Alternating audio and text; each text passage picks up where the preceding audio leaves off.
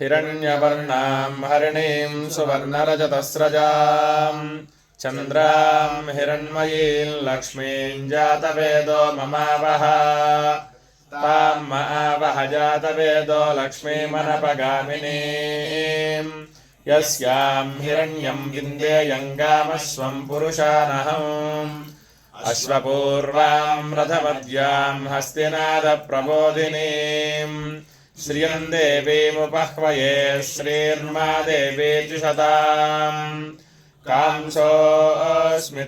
हिरण्यप्राकारामार्द्रां ज्वलन्तीं तृप्तां तर्पयन्तीं पद्मे स्थितां पद्मवर्णां तामिहोपह्वये श्रियम् चन्द्रां प्रभासां यशा ज्वलन्तीं श्रियं लोके देवजुष्टामुदारां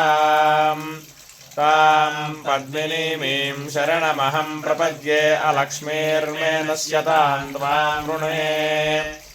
आदित्यवर्णे तपसोऽधिजातो वनस्पतिस्तव वृक्षोऽधबिल्वः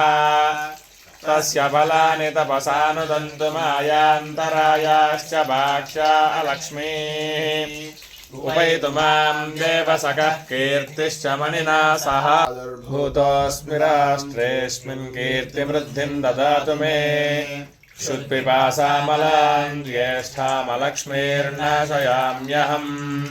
अभूतिमसमृद्धिं च सर्वान्निर्नत मे गृहात् गन्धद्वारां दुरादर्शान् नित्यपुष्टां करीषिणीम् ईश्वरीं सर्वभूतानां तामिहोपह्वये श्रियम् मनसः काममाकूतिं वाचः सत्यमशीमहि पशूनागोन् रूपमन्नस्य वै श्रीश्रयतां यशः कर्दमेनः प्रजाभूता मयि सम्भव कर्दमा श्रियं वासय मे कुले मातरं पद्ममालिनीम् आपस्रजन्तु स्निग्धानि चिक्लीतवस मे गृहे निजदेवीं मातरं श्रियं वासय मे कुले आर्द्रां पुष्करणीं पुष्टिं पिङ्गलां पद्ममालिनीं चन्द्रां हिरण्मयीं लक्ष्मीं जातवेदो ममावह आर्द्रां यः करणीं यष्टिं सुवर्णां हेममालिनीं सूर्यां हिरण्मयीं लक्ष्मीं जातवेदो ममावह तां महावह जातवेदो लक्ष्मीमनपगामिनीं यस्यां हिरण्यं प्रभूतं गावो दास्योऽश्वान् विन्देयं पुरुषाणाम् धनमग्निर्धनं वायुर्धनं सूर्यो धनं वसुः धनमिन्द्रो बृहस्पतिर्वरुणं धनमश्नुते वैनतेय सोमं पिबतु वृत्रः सोमं धनस्य सोमिनो मक्ष्यं ददातु सोमिनी न क्रोधो न तमात्सर्यन्न लोभो नाशुभामतिः भवन्ति कृतपुण्यानां भक्तानां श्रीसूक्तं जपेत् सदा वर्षन्तु ते पिबापरिदिवो अभ्रस्य विद्युतः रोहन्तु सर्वबीजान्यवब्रह्मद्विषो जहि पद्मप्रिये पद्मिनि पद्महस्ते पद्मालये पद्मदलायताक्षी